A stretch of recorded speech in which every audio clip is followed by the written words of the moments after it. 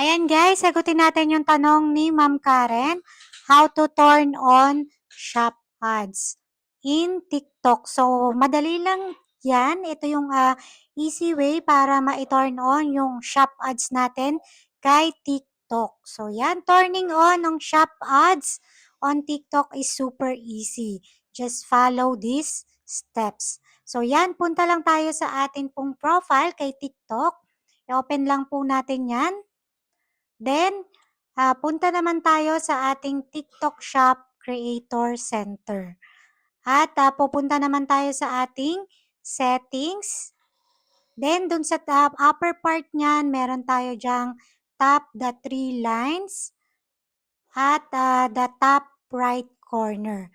Then, meron tayo dyang privacy settings. At yan, nandyan na ang ating authorized sellers at yung option na authorized seller to use affiliate videos in shop ads. Yan yung ating ito-turn on. So, dapat naka-green po yan para alam po natin na activated na yung ating shop ads. So, yan.